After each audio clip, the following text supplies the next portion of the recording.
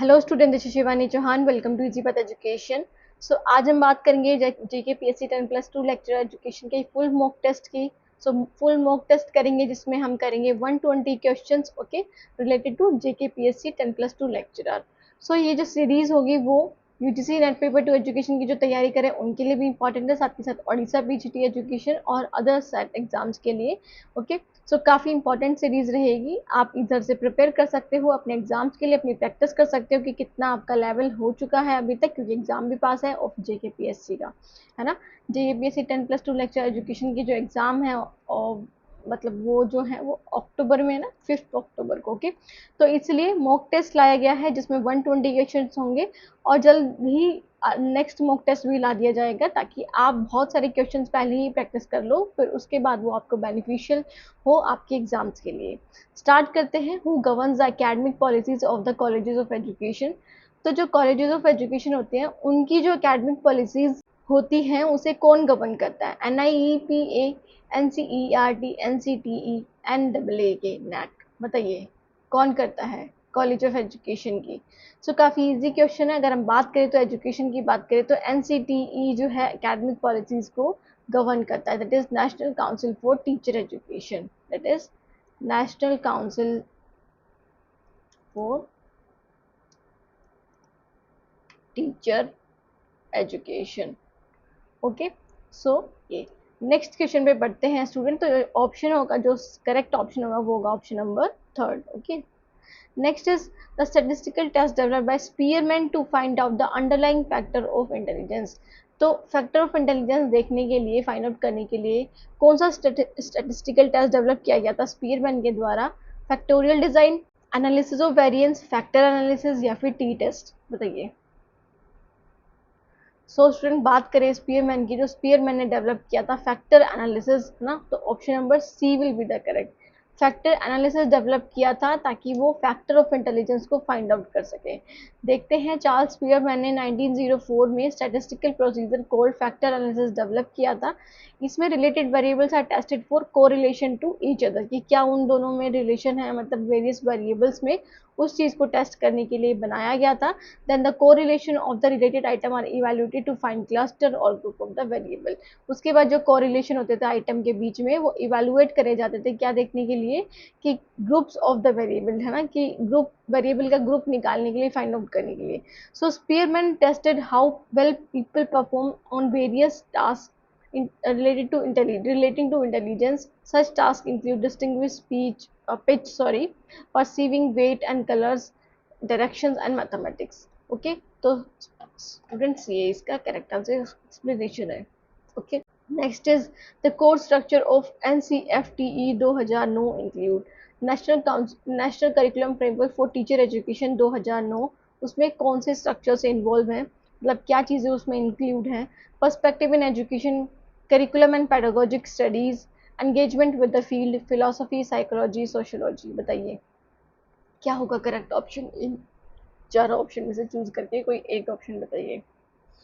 So student NCFT की बात करें तो पर्सपेक्टिव इन एजुकेशन को इंक्लूड करता है, साथ के साथ करिकुलम एंड पेडागोजिक स्टडीज को भी इंक्लूड करता है, फिर engagement with the field and the last is philosophy, psychology and sociology. तो हर किसी को मतलब ये सारी चीज़ें ही, ये 4 जो पैटर्न्स हैं या फिर स्ट्रक्चर हैं, ये चारों ही इन्वॉल्व हैं किसमें? NCFT 2009 में। तो option number 1 will be the correct of the given question okay. Next question is which of the following is not stage theory। तो स्टेज थ्योरी कौन सी नहीं है? पियाजे, एरिक्सन, बेंड्यूरा, फ्राइड। बताइए कौन सी स्टेज थ्योरी नहीं है? बहुत इजी क्वेश्चन है। पियाजे की बात करें तो उन्होंने 4 स्टेजेस के बारे में बात करी थी, है ना। एरिक्सन की बात करें तो 8 स्टेजेस के बारे में बात करी थी।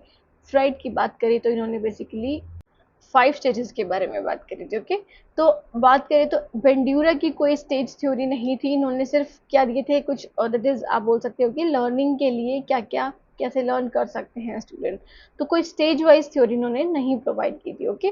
सो देख लेते हैं इसकी एक्सप्लेनेशन। तो कॉग्निटिव डेवलपमेंट ऑफ चिल्ड्रन पे पियाजे ने थ्योरी दी थी जिसमें इन्होंने 4 स्टेजेस के बारे में बात करी थी, that is pre operational, that is sensory motor, pre operational, concrete operational और फॉर्मल ऑपरेशनल ओके। एरिक्सन की बात करें तो इन्होंने 8 स्पेसिफिक स्टेजेस के बारे में बात करी थी, दैट इज इन्फेंसी में basic trust versus mistrust, toddler में autonomy versus shame and doubt, pre school age में initiative versus guilt, school age industry versus inferiority. तो ये सारी स्टेजेस इन्होंने दी थी, दैट इज एरिक्सन ने।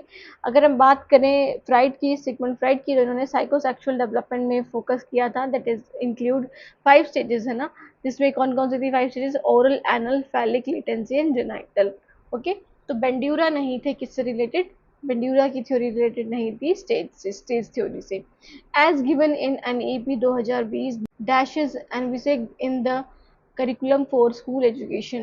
Okay, a deep sense of respect toward fundamental duties and constitutional values, conscious awareness of one's role in school, deep sense of respect toward fundamental rights and responsibilities, या फिर active awareness of one's role in society. बताइए क्या होगा इसमें।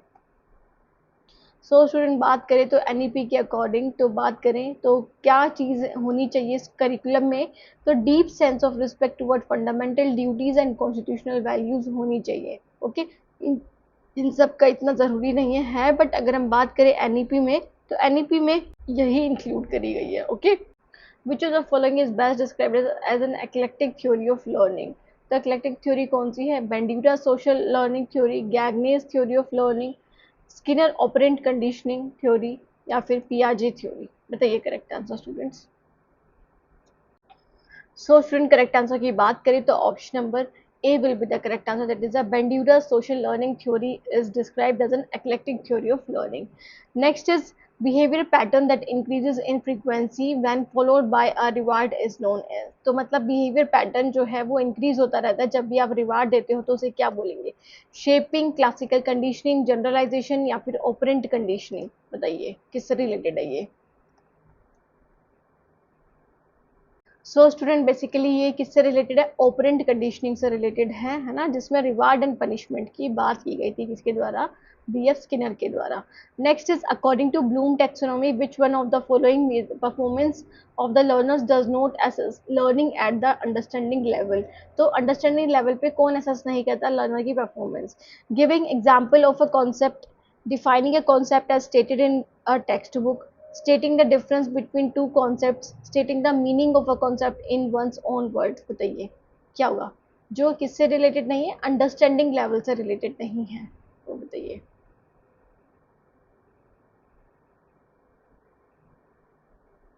सो student बात करें अगर understanding level से नहीं है, तो जब आपको सिर्फ ये बोला जाए कि stating the difference between two concepts, की जब आपको बोले जाए कि जो दो कॉन्सेप्ट हैं कोई भी, उसके बीच में डिफरेंस बताओ, तो उसका मतलब ये नहीं कि आपको समझ में आ गया, इसका मतलब तो ये भी हो सकता है ना कि आपने रट्टा मार लिया हो, है ना, मेमोराइज कर लिया हो।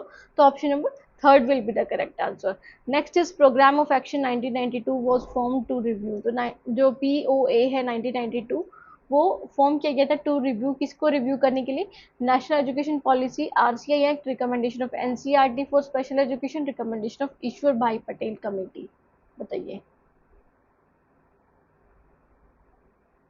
सो स्टूडेंट आंसर की बात करें तो option number A will be the correct answer, that is the national education policy 1986। okay, next question, the process of keeping flexibility in content, teaching process and evaluation process and in physical environment in order to fulfill the requirement of all kind of student including the student require special educational needs is known as। तो क्या बोलते हैं इसे, environmental adaptation, fulfillment of psychological needs, curriculum adaptation, psychological flexibility। बताइए कि जब आप क्या कर रहे हो, process of keeping flexibility in content, content में, टीचिंग प्रोसेस में, इवेल्यूशन प्रोसेस में और फिजिकल एनवायरनमेंट में, जब आप फ्लेक्सिबिलिटी ला रहे हो, है ना, फिजिकल एनवायरनमेंट में, in order to fulfil the requirement of all kinds of students की, हर स्टूडेंट की नीड को आप देख रहे हो।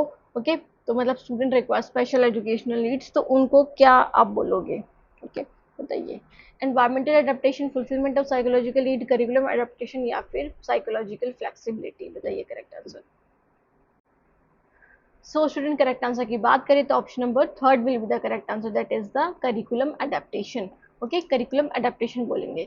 Next is the full form of UNCRPD is. UNCRPD की क्या फुल फॉर्म है, करेक्ट आंसर बताइए स्टूडेंट्स इन ऑप्शंस को देख करके। सो स्टूडेंट बात करें तो यूएनसीआरपीडी की full form United nation convention on right of person with disabilities. Okay, तो ये right of person with disabilities के लिए यूनाइटेड नेशंस में एक कन्वेंशन बनाया गया था ताकि हर बच्चे की नीड्स को इंक्लूसिव एजुकेशन लाई जाए हर जगह। Okay, next is students are punished when they don't do homework, so they do homework, this change of behavior is called, कि students को punish करा जाता है जब वो homework नहीं करते ताकि वो homework कर लें। ओके, तो इसे क्या बोलेंगे, इस चेंज ऑफ बिहेवियर को क्या बोलेंगे? Discriminated punishment learning, punishment learning, escape learning, active avoidance learning, बताइए।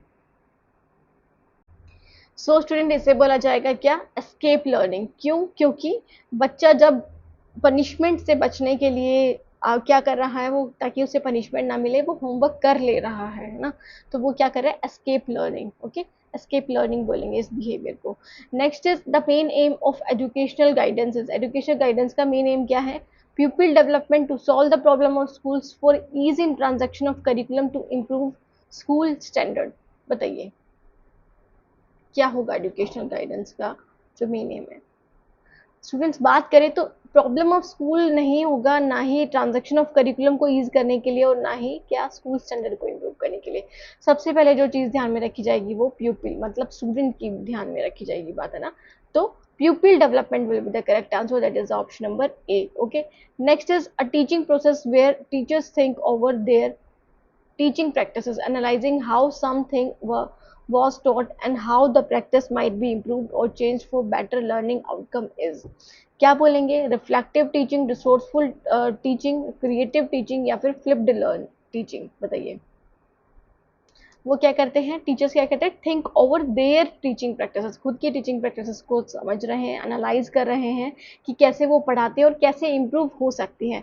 तब आप खुद के बारे में, खुद की एनहेंस कर रहे हो लर्निंग, खुद के बारे में रिफ्लेक्शन कर रहे हो, मतलब देख रहे हो, तो बेसिकली उसे क्या बोलेंगे? रिफ्लेक्टिव टीचिंग बोलेंगे। ओके, तो option number 1 will be the correct. Next is which one of the following combination gives a correct reason for including philosophy of education in teacher education programme, कि philosophy of education को teacher education programme में include करने के क्या correct reasons हो सकते हैं? क्योंकि फिलोसफी ओल्डेस्ट डिसिप्लिन है, philosophy helps in understanding educational concept in a holistic way, philosophy and education are two sides of the same coin, philosophy helps in developing a better personality of prospective teacher, philosophical analysis of educational concept help in developing a rational viewpoint। तो बताइए क्या होगा correct answer students? So student correct answer की बात करें तो philosophy it's an oldest discipline है, इसलिए आप टीचर एजुकेशन करिकुलम में इंक्लूड करते हो, बिल्कुल भी सही रीजन नहीं है। Philosophy helps in understanding educational concepts, बिल्कुल सही बात है, होलिस्टिक वे में हमें समझाने में हेल्प करते हैं फिलोसफी, बी ऑप्शन सही है। Next is philosophy and education are two sides of the same coin, बिल्कुल सही बात है, क्योंकि सेम कॉइन की टू साइड्स है, मतलब दोनों का एक दूसरे से इंटर रिलेशन है। ओके, दोनों एक दूसरे पे इंटर डिपेंडेंट है, तो ये भी सही है। Philosophy helps in developing a better personality, नहीं बिल्कुल भी नहीं, ये इसको नहीं बोल सकते correct. Next is philosophical analysis of education concepts help in developing a rational view point, बिल्कुल सही बात है, हमें डिफरेंट व्यू पॉइंट से पढ़ाने का या पढ़ने का तरीका समझ आता है या फिर हमें पता चलता है कि कैसे कैसे कैसे लर्निंग हो सकती है, तो ई ऑप्शन भी सही है। तो करेक्ट आंसर जो होगा वो होगा B, C and E. B C कहाँ पर? ऑप्शन नंबर बी में है ना, तो option number B will be the correct answer.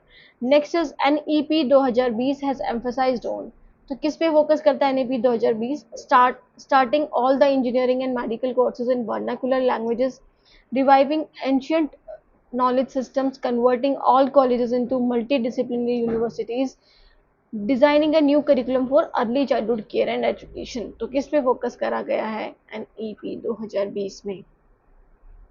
बताइए करेक्ट आंसर। सो स्टूडेंट बात करें तो ये भी सही है कि वर्नाकुलर लैंग्वेजेस में आप मेडिकल और इंजीनियरिंग कोर्सेज को लेकर के आओ, एंशियंट नॉलेज सिस्टम को रिवाइव करो, है ना, जो हमारी मातृभाषा है, जो हमारी वर्नाकुलर चीज़ें हैं, है ना, ट्राइब्स हैं, ट्राइबल ग्रुप्स हैं, उन सब की जो हमारा जो नॉलेज सिस्टम है, ये सारी चीज़ें गुरुकुल्स और बुद्धिस्ट और जैनिज्म, इन सब के बारे में हमें पता होना चाहिए। Converting all the colleges into multidisciplinary university, बिल्कुल सही बात है, तो इस पे फोकस नहीं है कि न्यू करिकुलम लेकर के आओ। ओके, इस पे फोकस नहीं है। So first second third will be the correct answer, that is in option number B, तो option number B will be the correct. Next is a girl's IQ is 120, if her age is 10 find her mental as.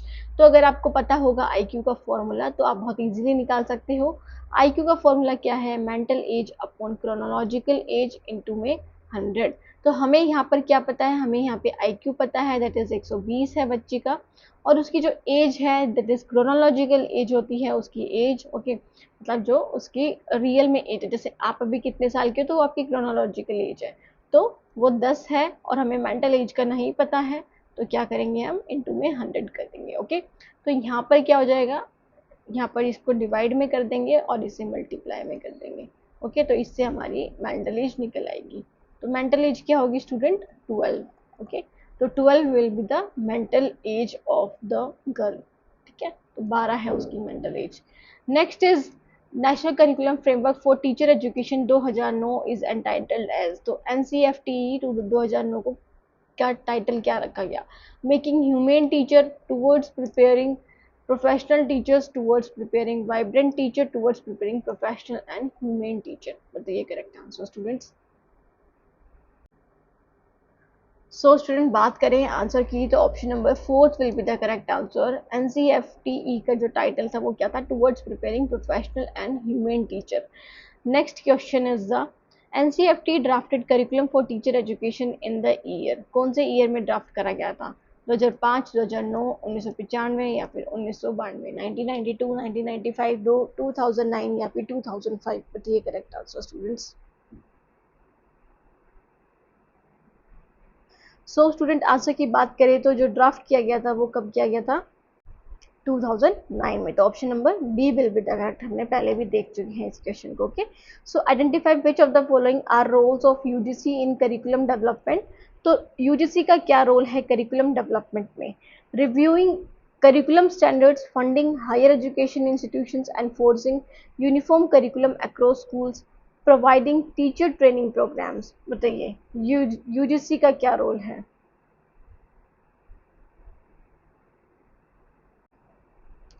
So student बात करें तो ये curriculum standard को भी review करता है और साथ के साथ हायर एजुकेशनल इंस्टीट्यूशंस को भी, है ना। यूनिफॉर्म करिकुलम अक्रॉस स्कूल्स हो तो ये स्कूल्स के बारे में बात नहीं करता है, स्कूल्स के लिए क्या होता है NCERT, ओके, या फिर जो स्टेट बोर्ड्स होते हैं। और बात करें टीचर ट्रेनिंग प्रोग्राम्स के लिए तो उसके लिए NCTE करती है फोकस। ओके, तो ऑप्शन जो होगा करेक्ट होगा वो first and second, that is in option number A. तो A is the correct. Next is the on the basis of Flender interaction analysis category in a 10 by 10 observation matrix, the cells which indicate a sustained level of verbal interchange are known as। तो sustained level होता है verbal interchange का, तो उसे क्या कहते हैं, steady state ratio या फिर teacher talk ratio, pupil talk ratio, content cross ratio। बताइए करेक्ट आंसर। सो स्टूडेंट बात करें तो जहाँ पर सस्टेन होता है लेवल वर्बल इंटरचेंज का तो उसे बोलते हैं स्टेडी स्टेट रेशियो। ओके, क्या बोलते हैं, steady state ratio. Next is which of the following is better, जो ऑप्शन होगा करेक्ट होगा वो होगा option number 1। Next question is which of the following is better strategy for teaching children with special need. तो special needs को पढ़ाने के लिए कौन सी बेटर स्ट्रेटेजी होगी, discussion in classroom involving maximum numbers of learners, using demonstration method, cooperative learning and peer tutoring, ability grouping for teaching। बताइए।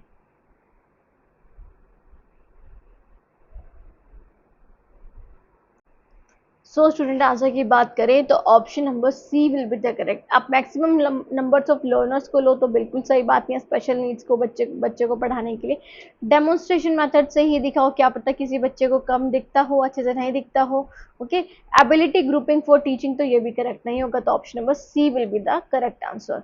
Next is probability sampling is not characterised by. तो probability sampling में क्या नहीं होता है, okay, using of sampling frames या फिर clearly defined sample selection procedure, impossibility of estimating sampling error, biased selection of subject. तो नोट पूछा है आपको, नोट बताना है स्टूडेंट्स, बताइए। सो स्टूडेंट बात करें आंसर की तो ऑप्शन नंबर, जो जैसे कि हमने देखा है प्रोबेबिलिटी सैम्पलिंग में नो रैंडम बेसिस पे करते हैं ना selection of sampling, but by selection of subjects बिल्कुल भी सही बात नहीं है। तो जिसमें डी है, डी कौन से ऑप्शन में है? D is in the two option, that is C and D या फिर डी एंड ए। अब देख लेते हैं सी पहले। Impossibility of estimating sampling error, तो ऐसा बिल्कुल भी नहीं है कि अगर आपने रैंडम सैम्पलिंग या फिर प्रोबेबिलिटी सैम्पलिंग यूज किया तो वहां पर आपकी जो एस्टिमेटिंग, जो सैम्पलिंग एरर को एस्टिमेट करना है वो नहीं हो सकती, तो हो सकती है। ओके, तो इम्पॉसिबल नाम की कुछ चीज होती ही नहीं है पहली बात तो।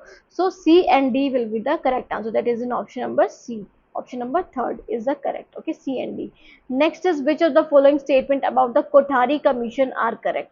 कोठारी कमीशन के लिए कौन सी स्टेटमेंट करेक्ट है? It was the first comprehensive education commission in India, it recommended a common school system, it suggested the 10+2 3 patterns of the that is education. तो आपको करेक्ट आंसर बताना है इन ऑप्शन में से, बताइए। सो स्टूडेंट बात करें तो तीनों ही ऑप्शन करेक्ट हैं। ये सबसे पहले तो कॉम्प्रिहेंसिव प्लान था जिसमें ऐसी बहुत सारी बातें की गई थी जिसको फिर 1980 दैट इज 1968 में जो एनईपी आई थी, एनपीई बोल सकते हो, उसमें फिर उसको इंक्लूड करा गया था। ओके, तो first common school recommended common school system भी और 10+2+3 पैटर्न भी यहीं से ही आया था, कोठारी कमीशन से ही हमें सजेशन मिली थी इसके लिए। तो ऑप्शन नंबर क्या, fourth will be the correct. Okay, next question students, cbse curriculum related matters are handled by which internal unit? तो cbse curriculum related matters जो हैं वो किस दैट इज इंटरनल यूनिट के द्वारा हैंडल करे जाते हैं? Administration unit, legal unit, academic unit या फिर एचआर यूनिट? बताइए करेक्ट आंसर कौन करता है। सो स्टूडेंट सही आंसर की बात करें तो option number C will be the correct. Obviously academic unit ही तो काम करेगी ना किसका, सीबीएसई रिलेटेड मैटर्स का, क्योंकि वो एजुकेशन रिलेटेड मैटर्स को सॉल्व करने के लिए या फिर देखने के लिए बनाई गई हैं। विच one of the following is not an element of emotional intelligence? तो इमोशनल इंटेलिजेंस का कौन सा एक एलिमेंट नहीं है? Motivation, self awareness, self esteem या फिर सेल्फ रेगुलेशन? बताइए। सो स्टूडेंट बात करें तो मोटिवेशन बिल्कुल होगा आपका इमोशनल इंटेलिजेंस, सेल्फ अवेयरनेस भी बिल्कुल होगा, सेल्फ एस्टीम नहीं होगा, ये एक तरह से आपकी पर्सनैलिटी में आ जाएगा या फिर आपके नेचर में आ सकता है, बट ये इमोशनल इंटेलिजेंस का एग्जाम्पल नहीं है। और बात करें सेल्फ रेगुलेशन की तो बिल्कुल सही बात है, इमोशनल इंटेलिजेंस का एक एलिमेंट है। तो आपसे पूछा है कौन सा एलिमेंट नहीं है, तो option number C will be the correct. Okay, next is first Indian state to start world class IT campus for person with disabilities? तो वर्ल्ड क्लास आईटी कैंपस चलाने वाला पहला कौन सा स्टेट बना है? तमिलनाडु, केरला, तेलंगाना या फिर कर्नाटका? बताइए correct answer. So student world class IT campus बनाने वाला पहला स्टेट बना है तमिलनाडु। ओके, तो Tamil Nadu that is in option number 1 is the correct. Next is who was the first chairman of university grant commission? University grant commission के पहले chairman कौन थे? श्री सीडी देशमुख, श्री हुमायूं कबीर, श्री डॉक्टर शांति स्वरूप भटनागर या फिर डॉक्टर मनमोहन सिंह? बताइए। सो स्टूडेंट बात करें तो first chairman of university grant commission रहे हैं डॉक्टर शांति स्वरूप भटनागर। अब आप मुझे बताएंगे कमेंट सेक्शन में कि करंटली कौन है, कौन है यूजीसी के चेयरमैन? ओके, यूजीसी के चेयरमैन करंटली कौन है अभी, ये आपको मुझे कमेंट में बताना है। Next question is a teacher to keep alive and fresh should become a learner from time to time? कि अगर टीचर को बच्चों की नीड्स के अकॉर्डिंग या फिर जो टेक्नोलॉजिकल चेंजेस आ रहे हैं, सोशल चेंज आ रहे हैं पढ़ाई में, उनके लिए अगर खुद को रखना है तो सबसे पहले उसे लर्नर भी बनना पड़ेगा टाइम टू टाइम, उसे खुद भी सीखना पड़ेगा। तो ये किसकी स्टेटमेंट है? यूनिवर्सिटी एजुकेशन कमीशन की, secondary education commission, Kothari commission या फिर एनपीई 1986 की? बताइए। सो स्टूडेंट करेक्ट आंसर की बात करें तो option number A will be the correct. It is university education commission 1948-49 में कहा गया था कि अगर टीचर को अलाइव और फ्रेश रहना है तो वो उसे भी खुद भी लर्नर बनना पड़ेगा time to time. Okay, next is the which of the following is more sensitive to each course of the series? तो सबसे ज्यादा सेंसिटिव कौन सा है, मतलब उसमें हर एक जो वैल्यू है वो मैटर करती है, मोड, मीन, मीडियन या फिर रेंज? बताइए। सो स्टूडेंट बात करें तो मीन जो है, अगर हम मीन निकालते हैं जिसको हम एवरेज भी बोल सकते हैं बेसिकली, उसमें अगर एक भी वैल्यू घट जाए या बढ़ जाए तो पूरा मीन चेंज हो जाएगा। मतलब बहुत ज़्यादा सेंसिटिव है ये। जब आप क्या कर रहे हो, ईच स्कोर को आपको मतलब देखना है, ईच स्कोर के लिए बहुत ज़्यादा सेंसिटिव होता है mean. Okay, next is the formula for calculating T score. तो टी स्कोर कैलकुलेट करने का क्या फॉर्मूला है? t is equal to 50 plus 2z, t is equal to 5 plus 10z, t is equal to 50 plus 10z, t is equal to 50 minus 10z। बताइए z क्या है यहाँ पे? z score. ओके, बताइए। सो स्टूडेंट सही answer की बात करें, करेक्ट आंसर की बात करें तो option number C will be the correct answer. t is equal to 50 plus 10z, है ना, यही करेक्ट फॉर्मूला है किसके लिए? t स्कोर को फाइंड आउट करने के लिए। Okay, so student next is the there is relationship between school climate and job satisfaction of teachers. की रिलेशनशिप है किसमें? स्कूल क्लाइमेट और जॉब सेटिस्फैक्शन कितनी है टीचर्स को उसमें। तो ये किस चीज का एग्जाम्पल है? Directional hypothesis, non directional hypothesis, null hypothesis या फिर एक्शन हाइपोथेसिस। बताइए क्या होगा करेक्ट आंसर। सो स्टूडेंट सही आंसर या करेक्ट आंसर की बात करें तो option number B will be the correct. It is the non direction, क्योंकि यहाँ पे आपको डायरेक्शन नहीं बताई है कि कितना रिलेशन है, हाई है, लो है, कैसा है। ओके, वो आपको नहीं बताया गया तो मतलब ये नॉन डायरेक्शनल हाइपोथेसिस है। तो option number B is the correct. Next is which of the following best explain ICT in education. तो आईसीटी अगर हम बात करें आईसीटी की एजुकेशन में, कौन सी स्टेटमेंट जो है वो सही से बैठ रही है आईसीटी के लिए? Okay, the mode of education that use ICT to replace teachers in classroom, the mode of education that use ICT to develop computer knowledge, the mode of education that use ICT to support, enhance and optimize the delivery of information, या फिर the option the mode of education that use ICT to develop vocational skills। बताइए correct answer. So student correct answer की बात करें तो option number C will be the correct answer. That is a mode of education that use ICT to support, enhance, and optimize the delivery of information. This will be the correct option. That is option number C. Next question is the assessment of performance is an integral part of any process of learning and teaching. That is assessment of performance is very important part of teaching and learning. Okay, so, as part of sound educational strategy, examination should be employed to bring about qualitative improvement in education. So, this was recommended by which of the following? Who recommended this? Okay, so Secondary Education Commission, NPE 1986, or the D option, University Education Commission 1948-49. बताइए correct answer. So the answer will be option number B, that is the Education Commission 1964-66, which is also known as Kothari Commission. Okay, because the chairperson of this commission was the Kothari. Okay, D is Kothari. So student, next is the in which year the National Assessment and Accreditation Council was established. So when NAC was established, basically that is being asked. 1974, 1994, 1991, 1985. What will be the correct answer, students? So, student answer will be option number B, that is the 1994, and its headquarters is situated in the Bangalore. Okay, Bangalore. So next is which was not recommended by Secondary Education Commission as a principle of curriculum construction. So which of the following not recommended? है ना? Focus on the note. So subject centered, totality and experience, variety and elasticity, integration and correlation. So what will be the correct answer, students? So student, correct answer will be option number A, that is the subject centered. Okay, next is the early childhood care and education is meant for children of which age? Okay, 2 to 6 years, 3 to 7 years, 3 to 6 years, below 6 years. What will be the correct answer, students? So student, correct answer will be option number D, that is the below 6 years. है ना? Below 6 year is the that is early childhood and care education is for the below 6 year children.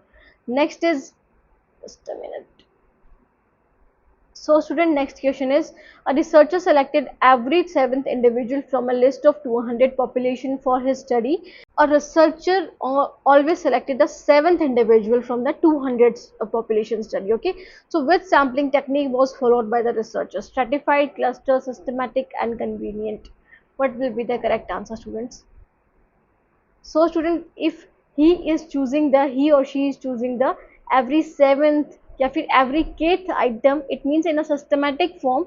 This means that he or she is using systematic sampling. That is option number C. Systematic sampling will be the correct answer. Next is, which of the following type of test is most appropriate for admission into professional program? So which type of test is important या फिर appropriate when you want to take admission in the professional program like B.Ed, M.Ed or that is MBBS. Okay, so what type of that is test is appropriate for you? Attitude test, aptitude test, achievement test or clinical test? What will be the correct answer? So student, correct answer will be option number B, है ना. So aptitude test is mandatory if you want to check your potential, है ना. If you want to check the professional how much you are aware of the professional you want to take admission in. Okay, so aptitude test will be the correct answer. That is the option number B. Next is, which one of the following statement about type of test is not correct? तो कौन सी statement, which statement is not correct आपको बताना है ना. Not correct. So norm reference test can be used by teachers, standardized test can be modified by teachers, test can be standardized and norm referenced, a test can be standardized and criterion referenced. बताइए answer. So student, answer will be option number that what option number B, that standardized test can be modified by teachers. No, it is not possible that the teachers teachers modified the standardized test because it is based on the uniform principle. Okay, so it is based that every student have the same uniform rules and regulation related to that test. Okay, so it cannot be modified by the teachers. Okay, so option number B will be the correct. Next is, what are the properties on the basis of which various scales of measurement are differentiated? So how you differentiate the scales of measurement? So what are the properties on what basis you differentiate the scales of measurement? Identity, magnitude, equal interval and value of 0. Order relationship, magnitude, equal interval and value of 0. Identity, magnitude, equal interval and ratio. Identity, magnitude, interval and order relationship. So what will be the correct answer? So option number A will be the correct, because the identity, magnitude, equal interval and value of 0 are the basis of differentiation between the scales of measurement. What are the scales of measurement? That is a nominal scale, है ना, ordinal scale, ratio scale, interval scale. So these are the 4 types of scales of measurement, and the differentiation is based on these scales of measurement is on the basis of identity, magnitude, equal interval and value of 0. Okay, next is the who has proposed chaining as a learning method. So chaining as a learning method is proposed by whom? I. Pavlov, B. F. Skinner, B. S. Bloom or R. M. Gagne. What will be the correct answer, students? So student, if we talk about the correct answer, that is the option number D will be the correct. That is the R. M. Gagne proposed chaining as a learning method. So basically he proposed 8 learning methods. Okay, it is based on the hierarchy, that is from simple to the complex level. So chaining is also one of the learning method according to Robert M. Gagne. So option number D will be the correct answer. Next is, which one of the following theories of learning emphasize on reward and punishment? So which theory emphasize on reward and punishment? Cognitive learning, classical conditioning, operant conditioning or insightful learning? What will be the correct answer, students? So student, if we talk about reward and punishment, so it is given by the operant conditioning, or you can say that the operant conditioning focuses on reward and punishment. That is given by the B. F. Skinner. Okay, B. F. Skinner. Next question, to option number C will be the correct. Next is the, according to Guilford latest structure of intellect, how many independently operating factors are there? So basically we are talking about the latest structure of intellect. So how many independently operating factors are there? 120, 150, 180 या फिर 220? What will be the correct answer? So student, if we talk about the first, that is first structure of intellect, so he focused on the 120 factors. Okay, so later on he changed the structure, and the latest structure of intellect include the 150 150 operating factors. Okay, so there are 150 operating factors according to the latest structure. So option number B will be the correct answer. Next is, what are the factors responsible for individual learning? Nature and nurture, race and parents educational background, heredity and maturation, environment and maturation. What will be the correct answer? So correct answer is the option number A, that is a nature and nurture. That is your heredity and the environment are the two factors who are responsible for your individual differences. Okay. So next is the, what is the most important cognitive outcome of the sensory motor stage of development according to Piaget. So Piaget has given the cognitive outcome in the sensory motor stage. So what is that important characteristics that the Piaget find out in the sensory motor stage? Language development, object of permanence, reasoning, or identification. So student, if we talk about the answer, that the option number B will be the correct answer, that is the object permanence. So we can say, we can use the example peekaboo. Peekaboo, that is a game, है ना. वहाँ पर हम क्या करते हैं कि बच्चों को क्या करते हैं कि डॉल दे देते हैं, डॉल दिखा देते हैं, फिर पीछे कर लेते हैं, है ना. तो मतलब क्या है कि अगर बच्चा ये सीख जाए कि जब मुझे नहीं दिख रहा है तब भी वो एग्जिस्ट कर रहा है, तो it means the object permanence is there. Okay, get it. Next is, which of the following is not a principle of development? Principle of continuity, individual difference, proceeding from specific to general, principle of integration. What will be the correct answer, students? So student, if we talk about the answer, that is option number C will be the correct, that is principle of proceeding from specific to general response. So it is incorrect, as the principle of proceeding from general to specific is the correct, है ना. We move from general characteristics to the specific characteristics, या फिर we move from the general responses to the specific responses. Okay, not the specific to general response. The option number C will be the correct. Next question, in an experiment studying the effect of a new teaching method on student achievement is that if we are doing an experiment in which we are studying the effect of new teaching method, so what teaching methods are using? Okay, it depends upon you. So what is the effect of that teaching method on student achievement? So you want to know, or you have to tell that student achievement is what variable, what kind of variable? Independent variable, dependent variable, extraneous variable, or moderator variable? बताइए answer. Tell me the answer, students. So student, if we talk about the answer, then the option number B will be the correct. It is a dependent variable.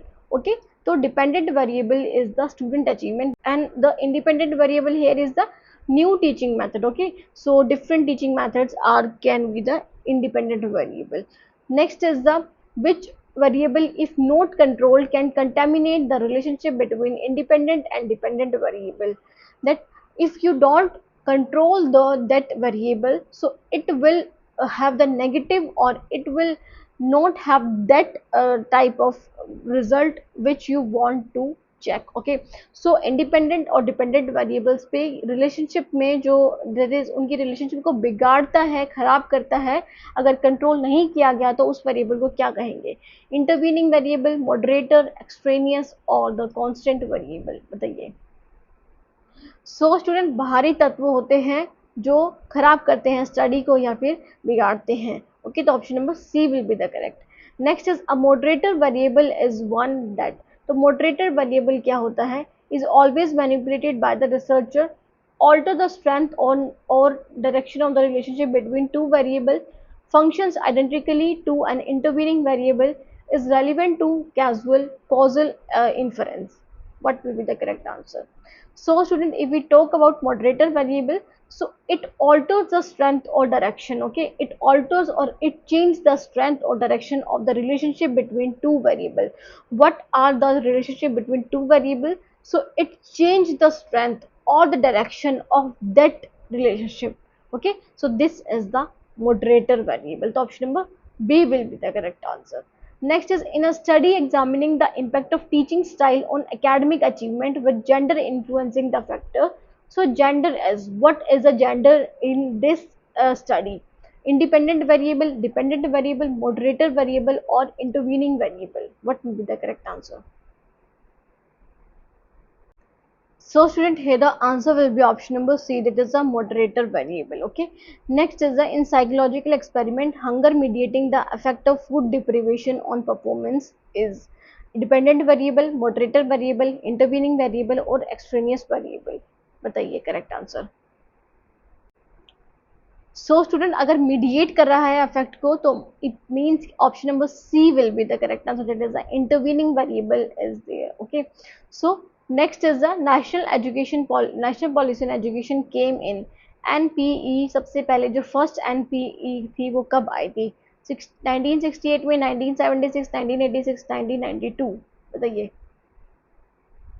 So student, बात करें तो जो first national education policy थी, first national policy on education थी, वो आई थी 1968 में. तो option number A will be the correct. Okay. Next is, which policy recommended 3 language formula? NPE 1986, Mudaliar commission, Kothari commission, B and both A and C. So 3 language formula किस policy ने recommend किया था? बताइए. So student, if we talk about answer, that is the option number A and C both will be the correct. Okay. NPE 1968 में भी ये focus करा गया, कोठारी कमीशन ने सबसे पहले दिया था, आप बोल सकते हो, बट उसके बाद जो दैट इज रिकमेंड के बाद उसको फॉलो अप करा था, या फिर नेशनल पॉलिसी ऑन एजुकेशन में आया था वो 1968 में. तो दोनों ही करेक्ट आंसर होंगे. That is the option number A and C. Okay, मतलब डी जो है वो करेक्ट होगा. Okay. Next is the Navodaya Vidyalaya were established following recommendation of. So Navodaya Vidyalaya किसकी रिकमेंडेशन के तहत खुले थे? Radha Krishna commission, Mudaliar commission, NP 1986 और कोठारी कमीशन? बताइए. So student, if you talk about Navodaya Vidyalaya, तो ये एस्टेब्लिश हुए थे एनपीई 1986 की रिकमेंडेशंस पे, ताकि हर गांव में क्या हो, स्कूल्स हों, ताकि बच्चे अफोर्डेबल फीस के साथ पढ़ सके, है ना, जो भी बच्चे हैं उनको अच्छे से पढ़ाई करा सके. आचार्य रामामूर्ति कमेटी 1990 वो सेटअप टू रिव्यू. तो आचार्य रामामूर्ति कमेटी थी 1990 की, वो किस चीज़ को रिव्यू करने के लिए बनाई गई थी? Mudaliar commission, NP 1986, Kothari commission, Radha Krishna commission? बताइए correct answer. So student, answer की बात करें तो option number B will be the correct. It is the NPE 1986 को रिव्यू करने के लिए बनाई गई थी. The Janardhan Reddy committee 1992 was related to, किससे रिलेटेड थी? एग्जामिनेशन रिफॉर्म से, टीचर एजुकेशन से, मॉडिफिकेशन ऑफ एनपीई 1986, या फिर यूजीसी पॉलिसीज? बताइए correct answer. So student, Janardan committee related थी किससे? Modification of NPE 1986. So basically बात करें तो जो जनार्दन रेड्डी कमेटी थी और साथ के साथ आचार्य रामामूर्ति कमेटी, दोनों ही बनाई गई थी किसके लिए? रिव्यू करने के लिए. किसको? 1986 की एनपीई को. Okay. Next is the next question. Spearman ji factor primarily explain. तो जी फैक्टर जो है वो किस चीज को एक्सप्लेन करता है?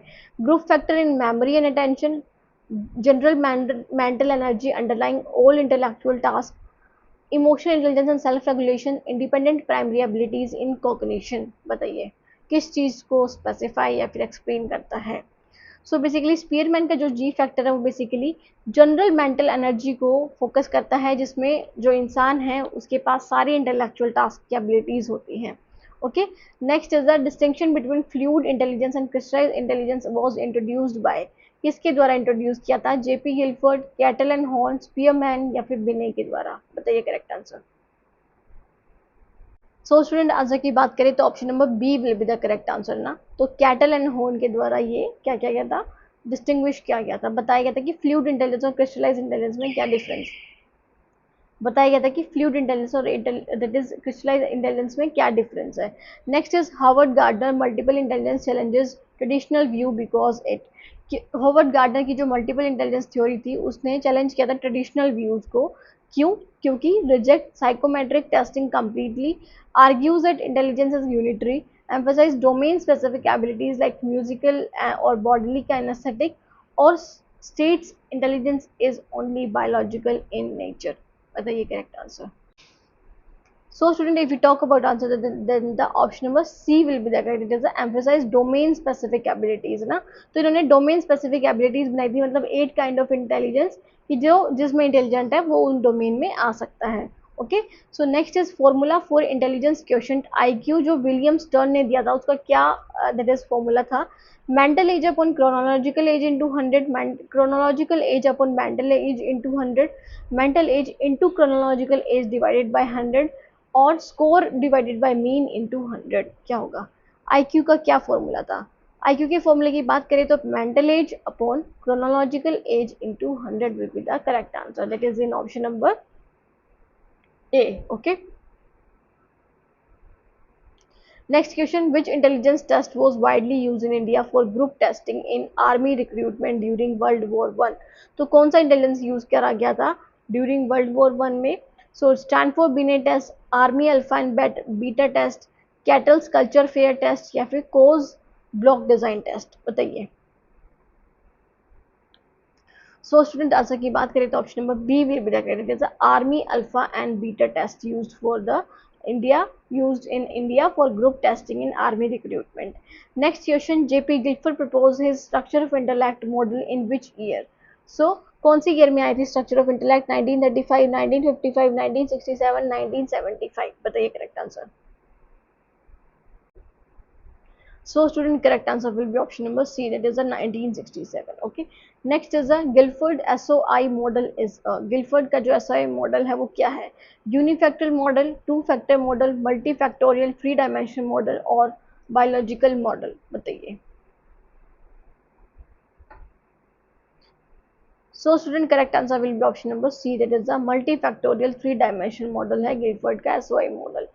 Next is the in Guilford SOI model the three dimensions are, तीन dimension कौन से हैं, content operation product, cognitive affective psychomotor, memory attention reasoning, sensory perceptual और logical, बताइए correct answer। So student, correct answer की बात करें तो option number A will be the correct answer, that is the content operation and product is the correct, कि three dimensions कौन से हैं, content operation and product। Next is the in Guilford SOI operation include, तो operation जो that is उसका domain है उसमें क्या चीजें आती हैं, cognition, memory, divergent production, convergent production, evaluation, knowledge understanding analysis synthesis, perception thinking action, encoding storage retrieval, बताइए। सो स्टूडेंट, ऑपरेशन की बात करें तो इसमें आते हैं cognition, memory, divergent production, convergent production और इवोल्यूशन, मतलब आपके दिमाग से रिलेटेड जो चीज़ें हैं कि कैसे आप अपने अंदर जो दिमाग में डाइवर्जेंट थिंकिंग को प्रमोट करते हो, कन्वर्जेंट थिंकिंग को, और फिर कैसे इवेल्युएट करते हो, वो सारी चीज़ें आती हैं। तो option number A will be the correct answer. Next is the in Guilford SOI content include all except, जो कंटेंट है डायमेंशन उसमें इनमें से चार ऑप्शन में से एक इंक्लूड नहीं है, कौन सा नहीं है वो आपको बताना है, विजुअल, ऑडिटरी, सिंबॉलिक और सोशल, बताइए correct answer. So student, correct answer की बात करें तो option number D will be the correct answer, that is the social is not included in the content. Okay, next is the which dimension of Guilford SOI involve forms like classes, relation, system, transformation and implication, तो कौन से dimensions में ये सारी चीजें include हैं, operation, content, product और output, बताइए। सो स्टूडेंट, बहुत ही इजी है, अभी तक हमने कंटेंट भी पढ़ लिया था, है ना, और क्या पढ़ लिया था, ऑपरेशन भी पढ़ लिया, और क्या बच गया, प्रोडक्ट। ओके, तो option number C will be the correct answer, कि प्रोडक्ट में इंक्लूड होते हैं क्या, classes, relation, system, transformation and implication. Okay, next question is demographic survey of literacy rates in rural India is an example of, तो किस तरह की research चाहिए, एक्सप्लोरेटरी, एक्सप्लेनेटरी, डिस्क्रिप्टिव और एक्शन रिसर्च, बताइए correct answer. So student correct answer की बात करें तो option number C will be the correct. जब हम सर्वे की बात कर रहे हैं, सर्वे ऑफ लिटरेसी रेट्स, ये देख रहे हैं कि आपको सिर्फ एज इट इज बताना है कि कितना है, तो इसमें इट मीन्स कि वो क्या है, डिस्क्रिप्टिव रिसर्च है। ओके, क्या है, descriptive research. Next question, fundamental research primary aims at. तो फंडामेंटल रिसर्च का मेन एम क्या है, solving immediate education problems, generating new knowledge theories, testing classroom strategies, implementing policies. बताइए correct answer.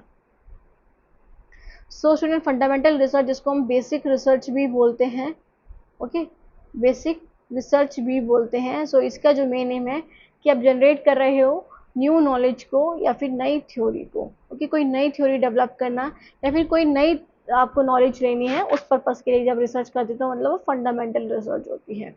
Okay, next is action research is different from applied research because it. तो action research applied research से क्यों different है, क्योंकि it seeks universal laws, it focuses on local problem solving, testing hypothesis only, is always quantitative. बताइए क्या होगा correct answer. So student action research जो है अप्लाइड रिसर्च से इसलिए डिफरेंस है क्योंकि एक्शन रिसर्च में आप लोकल प्रॉब्लम सॉल्विंग को ही यूज करते हो। जो आप इमीडिएट जो आपको प्रॉब्लम का सोल्यूशन फाइंड आउट करना होता है उसके लिए आप बेसिकली एक्शन रिसर्च करते हो, जो कि एक प्रैक्टिशनर्स के द्वारा ही होता है ना, उसके लिए आपको कोई रिसर्चर होने की ज़रूरत नहीं होती है। Okay, so next is an MEd student experimenting with peer tutoring to improve class performance is doing. एक एमएड स्टूडेंट है वो एक्सपेरिमेंट कर रहा है पीयर ट्यूटोरिंग के साथ ताकि वो क्लास परफॉर्मेंस को इम्प्रूव कर सके। तो वो कौन सी रिसर्च कर रहा है, फंडामेंटल, अप्लाइड, एक्शन या फिर हिस्टोरिकल रिसर्च। बताइए correct answer. So student correct answer की तरफ बढ़े तो ऑप्शन नंबर क्या होगा, C will be the correct answer, that is the action research वो कर रहा है। Okay, next question is the triangulation in research refers to.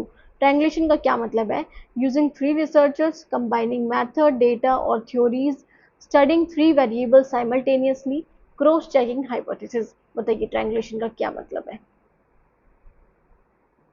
So student triangulation का मतलब है कि आप कंबाइन कर रहे हो मैथड्स को, डेटा और थ्योरीज को, ताकि आप एनालाइज कर पाओ रिजल्ट को इजीली, ओके, और इफेक्टिव मैनर में। Phenomenology is most closely associated with, तो किससे ज़्यादा रिलेटेड है phenomenology, quantitative research, qualitative research, mixed methods और एक्सपेरिमेंटल रिसर्च। बताइए।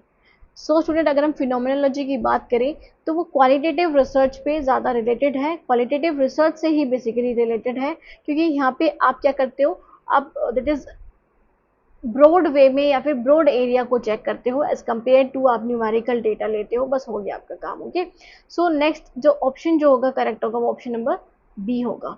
Next is a study using both standardised test and open ended interviews is an example of, कि standardised test भी और open ended interviews भी हैं, तो वो किसका एग्जांपल है, qualitative design, quantitative design, mixed method design और केस स्टडी। बताइए किसका एग्जांपल है। सो स्टूडेंट बात करें स्टैंडर्डाइज्ड टेस्ट और ओपन एंडेड इंटरव्यूज की, तो बेसिकली मिक्स्ड मेथड डिजाइन के एग्जांपल है, क्योंकि आप यहाँ पर क्या कर रहे हो, क्वांटिटेटिव को भी यूज कर रहे हो और साथ ही साथ क्वालिटेटिव को भी आप यूज कर रहे हो, तो मिक्स्ड मेथड डिजाइन बोल सकते बोलोगे आप। Okay, quasi experimental design differs from true experiment. तो क्वासी एक्सपेरिमेंटल डिजाइन कैसे डिफरेंट है ट्रू एक्सपेरिमेंटल से, बिकॉज इन लैकिंग इन, किस चीज में लैक होता है इसमें, independent variable, random assignment, dependent variable, statistical analysis. बताइए करेक्ट आंसर। सो स्टूडेंट बात करें तो क्वासी एक्सपेरिमेंटल में क्या नहीं होता, रैंडम असाइनमेंट्स नहीं होते हैं, इसलिए ये डिफरेंट है किससे, ट्रू एक्सपेरिमेंटल डिजाइन से। तो option number B will be the correct answer. Next is student taught through cooperative learning will score higher than those taught traditionally, कि जो क्या करते हैं कोऑपरेटिव लर्निंग से जो पढ़ाते हैं वो ज़्यादा स्कोर करेंगे एज कम्पेयर टू जो ट्रेडिशनली पढ़ाते हैं। Non directional hypothesis, directional hypothesis, null hypothesis या फिर कॉम्प्लेक्स हाइपोथेसिस। बताइए।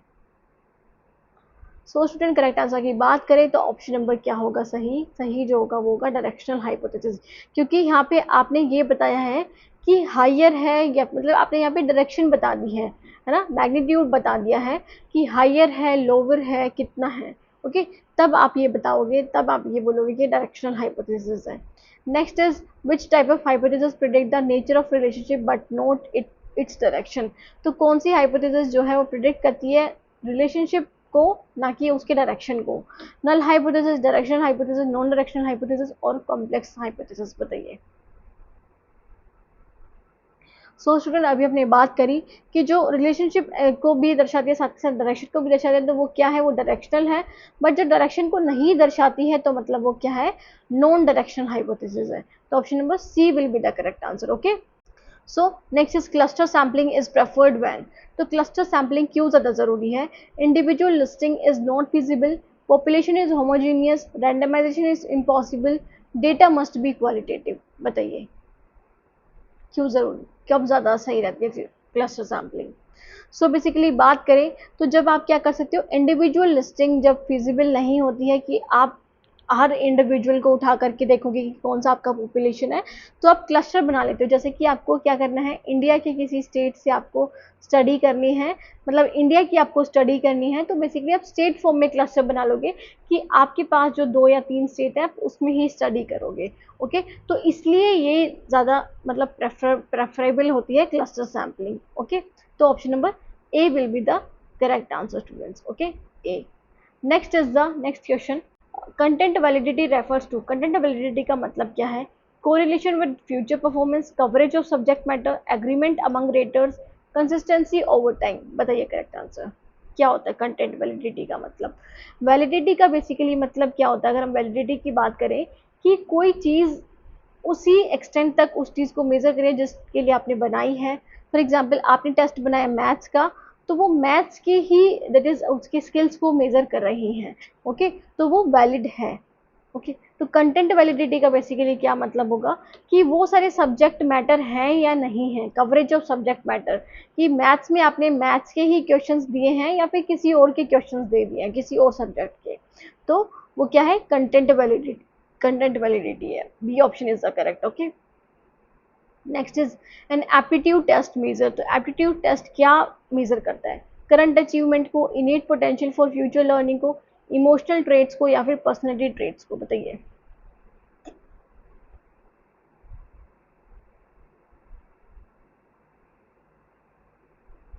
सो स्टूडेंट करेक्ट आंसर की बात करें तो option number B will be the correct answer, that is the innate potential for future learning को मेजर करता है aptitude test. Next is the thematic apperception test primary measure. तो TAT जो है वो किस चीज को मेजर करता है? इंटेलिजेंस को, अचीवमेंट मोटिवेशन को, पर्सनैलिटी डायनामिक्स को या फिर एप्टीट्यूड को? So student thematic apperception test basically बनाया जाता है आपकी पर्सनैलिटी को देखने के लिए, मेजर करने के लिए। ओके, तो option number C will be the correct. Next is a sociometric technique is use to. Sociometric technique क्यों यूजफुल है? Measure intelligence, map interpersonal relationship in a group, test leadership skills या फिर assess aptitude? बताइए correct answer students. So student answer की बात करें तो option number B will be the correct answer, that is a map interpersonal relationship in a group. Okay, तो interpersonal relationship को दर्शाता है ये। Okay, next is which hypothesis is most suitable for action research. तो कौन सी जो hypothesis है वो ज़्यादा सूटेबल एक्शन रिसर्च के लिए? Broad theory building hypothesis, context specific and problem solving hypothesis, universal law like statement या फिर प्रिडिक्टिव कैजुअल हाइपोथेसिस ओनली? बताइए कौन सी ज़्यादा सूटेबल है? सो एक्शन रिसर्च की बात करें तो वहां पर आप कॉन्टेक्स्ट स्पेसिफिक और प्रॉब्लम सॉल्विंग हाइपोथेसिस को यूज करते हो, तो option number B will be the correct answer. Okay, next is the which sampling technique is best when studying the impact of NEP 2020 on tribal schools. तो कौन सी sampling techniques useful होती है जब आप एनईपी 2020 के इम्पैक्ट को पढ़ रहे हो ट्राइबल स्कूल में? Random sampling, certified sampling, purposive sampling या फिर क्लस्टर सैम्पलिंग? बताइए। सो स्टूडेंट करेक्ट आंसर की तरफ बढ़े तो option number C will be the correct answer, that is the purposive sampling use होता है। पर्पसिव सैम्पलिंग टेक्निक्स होती है जब आप इम्पैक्ट पढ़ रहे हो एनईपी का, है ना, ट्राइबल स्कूल्स में। Next is in focus group discussion the recommended number of participant. जब आप फोकस ग्रुप डिस्कशन करते हो तो कितने पार्टिसिपेंट होने चाहिए? 2 to 3, 6 to 12, 20 to 30, 50 प्लस होने चाहिए? बताइए करेक्ट आंसर। सो स्टूडेंट बात करें करेक्ट ऑप्शन की, करेक्ट आंसर की, तो option number B will be the correct, कि 6 to 12 पार्टिसिपेंट हो सकते हैं जब आप फोकस ग्रुप डिस्कशन करते हो। Next is the primary distinction between instructional technology and educational technology lies in. Instructional और एजुकेशन टेक्नोलॉजी में क्या डिफरेंस है? Instruction technology is content specific, while education technology is process specific. Instruction technology focuses on teaching learning process. Education technology encompasses system wide that is improvement. Education technology exclude ICT. Instruction technology includes them, और that is instruction technology is teacher oriented या फिर education technology is learner oriented. बताइए, learner centered. तो किस चीज़ से आप distinction कर सकते हो? बहुत ही ईजी आंसर क्वेश्चन है। तो बात करें कि जो इंस्ट्रक्शनल टेक्नोलॉजी होता है जो फोकस करता है टीचिंग लर्निंग प्रोसेस पे, और एजुकेशन टेक्नोलॉजी की बात करें तो system that is system wide improvement पे बात करता है। मतलब हर तरह से, सिर्फ एजुकेशन पर्सपेक्टिव में ही नहीं, मतलब सिर्फ एजुकेशन के सिर्फ टीचिंग लर्निंग पर्सपेक्टिव में नहीं, डिफरेंट पर्सपेक्टिव से को लेकर के बात करता है। तो option number B will be the correct. Okay, next question, which of the following best illustrate the application of instruction technology for rural upliftment? तो कौन सा एक तरह से आप बोल सकते हो एप्लीकेशन कर सकते हो, मतलब अप्लाई कर सकते हो, फिर बेस्ट एग्जांपल है कि जब आप इंस्ट्रक्शन टेक्नोलॉजी को रूरल अपलिफ्टमेंट के लिए, गांव के उद्धार के लिए यूज कर रहे हो। Traditional black board teaching, mobile based agriculture advisory services for farmer, text book distribution campaign, national literacy drives through without ICT। बताइए। सो स्टूडेंट, करेक्ट आंसर की बात करें तो option number B will be the correct. जैसा mobile based agriculture advisory services for farmers. Okay, next is the use of instruction technology in rural development is most align with which educational philosophy. तो किससे ज्यादा align करती है ये क्या instructional technology? Idealism, progressivism, existentialism या फिर parallelism से? बताइए। जब हम आगे की ओर बढ़ रहे हैं, जब हम क्या कर रहे हैं, इनोवेशन कर रहे हैं, नई टेक्नोलॉजी ला रहे हैं, तो बेसिकली आप प्रोग्रेसिविज्म की तरफ आप बढ़ रहे हो। ओके, तो B option will be the correct answer. Next question, in the context of rural upliftment, instructional radio program in India historically emerged through। तो कैसे ये emerge हुए हैं क्या रेडियो प्रोग्राम्स? साइट के द्वारा, या फिर रेडियो रूरल फोरम प्रोजेक्ट के द्वारा, NCERT NROER प्रोजेक्ट के द्वारा, या फिर पाठशाला इनिशिएटिव्स के द्वारा? बताइए करेक्ट आंसर। सो स्टूडेंट, बात करें तो option number B will be the correct, that is a radio rural forum project के द्वारा ये क्या करे गए हैं, हिस्टोरिकली एमर्ज करे गए हैं रूरल इंडिया में भी। The focus of instruction technology is on optimising the teaching learning process. तो ये जो स्टेटमेंट है किस चीज़ पे फोकस करती है? बिहेवियरल ऑब्जेक्टिव्स पे, रिसोर्स यूटिलाइजेशन पे, सिस्टमेटिक डिजाइन अप्रोच पे, या फिर ह्यूमनिस्टिक वैल्यूज पे? बताइए कि जो इंस्ट्रक्शन टेक्नोलॉजी का जो फोकस है वो टीचिंग लर्निंग प्रोसेस को ऑप्टिमाइज करना है कि बच्चे अफिशिएंटली समझ सकें, अच्छे से समझ सकें। ओके, तो मतलब आप सिस्टमेटिक डिजाइन अप्रोच का यूज कर रहे हो यहाँ पर, है ना, एक सिस्टमेटिक वे से चल रहे हो जिसकी वजह से बच्चे बहुत अच्छे से समझ पाएंगे आपकी बात को। Next is the which feature is unique to branching programming. तो ब्रांचिंग प्रोग्रामिंग से यूनिक से रिलेटेड कौन सा है? Equal size step, multiple remedial paths, no learner control, single fixed sequence? बताइए। ब्रांचिंग प्रोग्रामिंग की बात कर रहे हैं तो क्या होगा correct option? So student, correct answer की बात करें तो option number B will be the correct, it is multiple remedial paths होने चाहिए, तो option number B correct. Next is micro teaching primarily emphasise. तो माइक्रो टीचिंग किस पे फोकस करता है? Mastery of content knowledge, mastery of one teaching skills at a time, group based evaluation और learner autonomy? बताइए।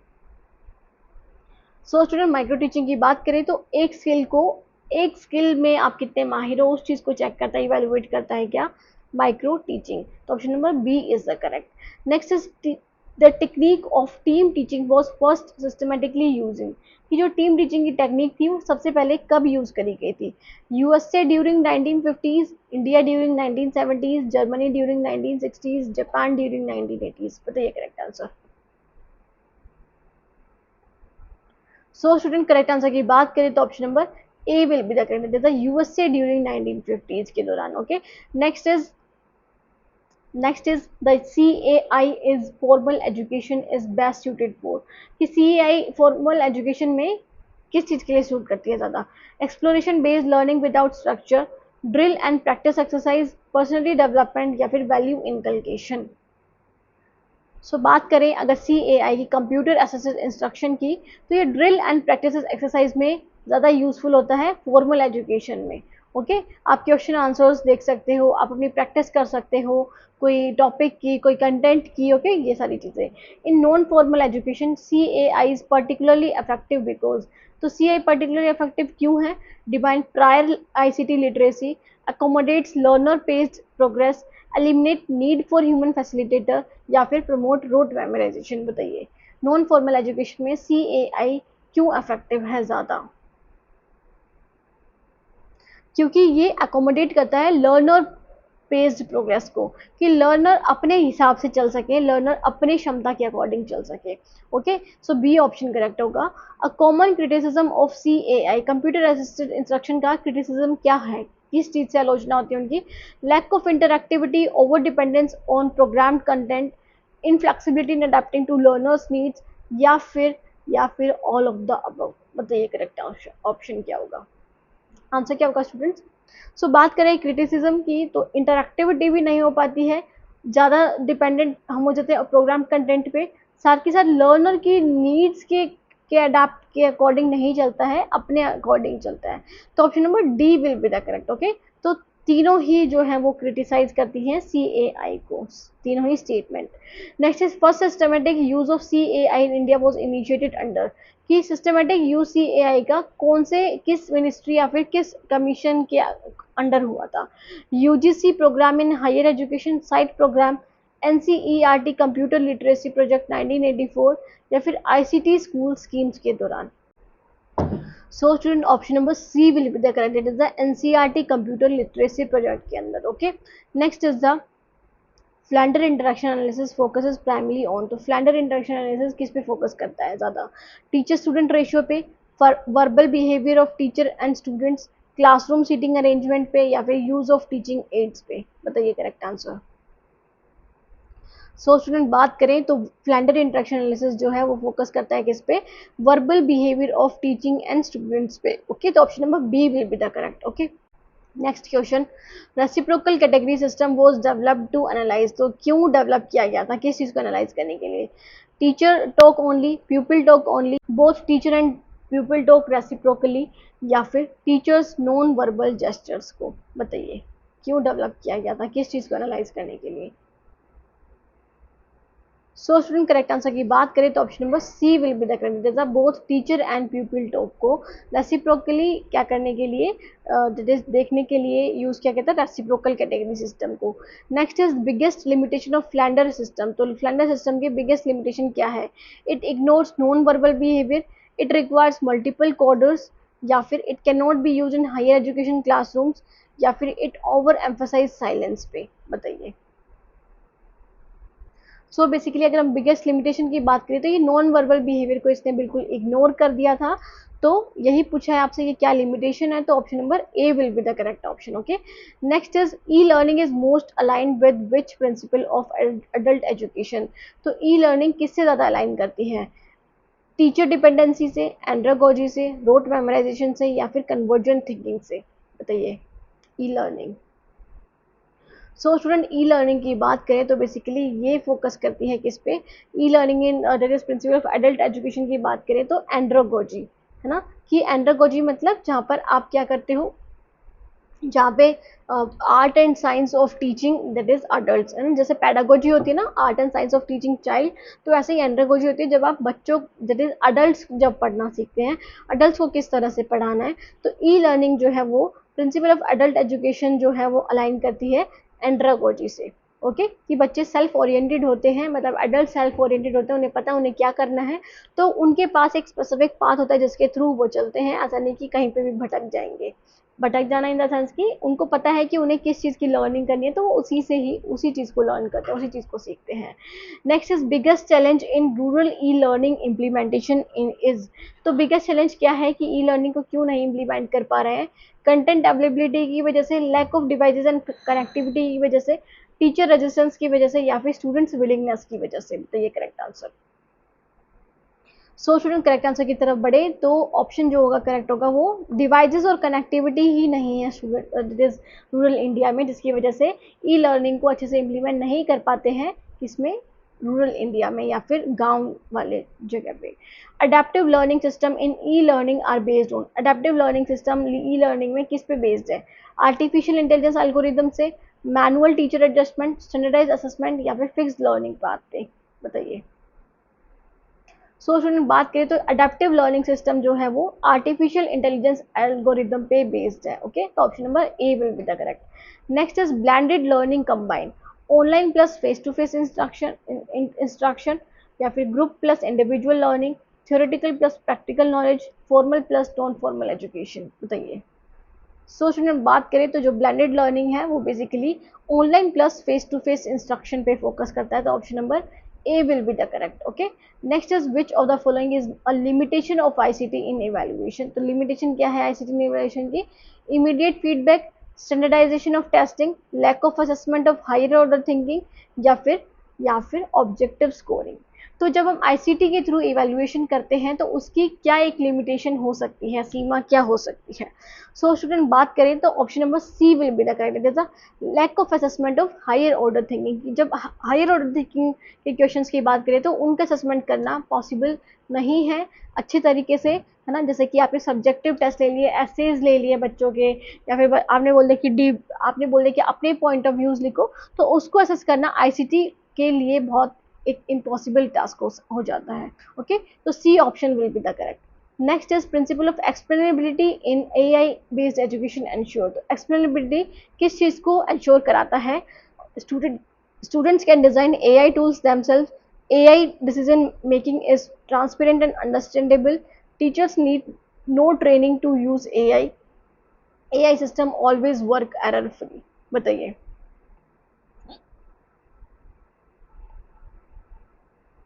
सो स्टूडेंट करेक्ट आंसर की तरफ बढ़े तो option number will be the correct answer. AI decision making is transparent and understandable.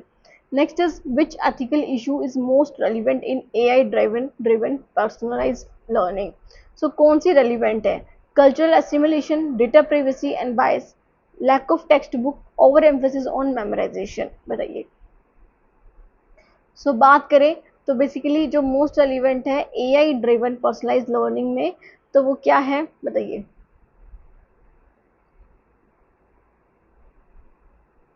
सो यहाँ पे data privacy और biasness बहुत ज़्यादा देखने को मिलती है किसमें किसमें एआई ड्रिवन पर्सनलाइज्ड लर्निंग में। ओके, तो option number B will be the correct. Next is AI based chatbots in education are mainly used for, तो किस लिए ज़्यादा यूजफुल होते हैं?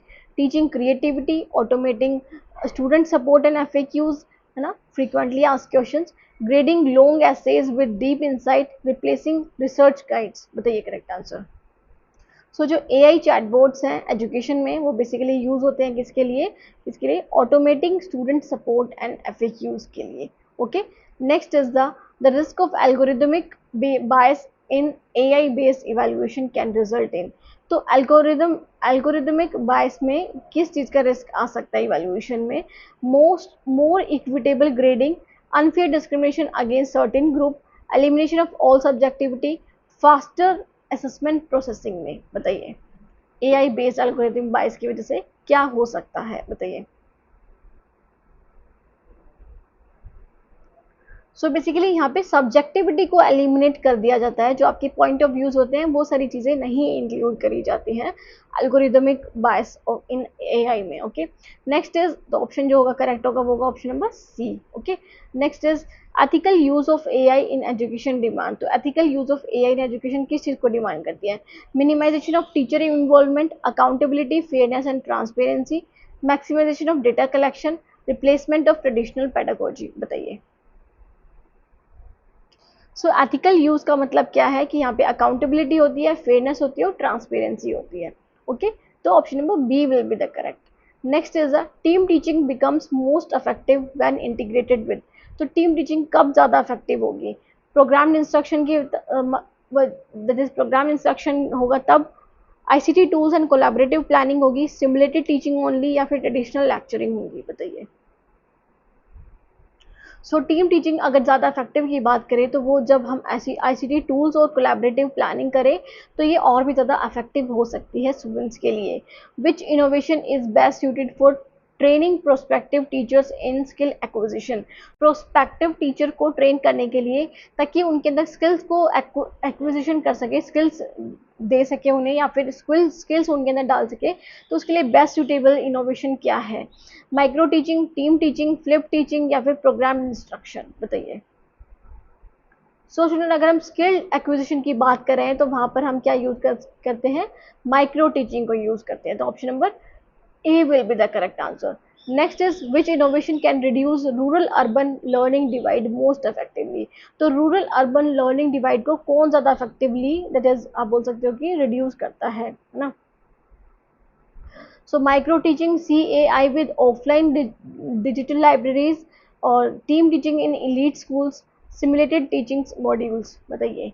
अगर हम रूरल अर्बन लर्निंग डिवाइड को कौन सा रिड्यूस करता है कि सब लोगों के पास एजुकेशन जा रही है, तो मतलब आप CAI का भी यूज कर रहे हो, कंप्यूटर असिस्टेड इंस्ट्रक्शन का भी, साथ ही साथ आपने ऑफलाइन डिजिटल लाइब्रेरीज भी ओपन करी है ताकि बच्चों को इस कमी का महसूस ना हो कि उनके पास इंटरनेट फैसिलिटी नहीं है या फिर उनके पास रिसोर्सेज नहीं है।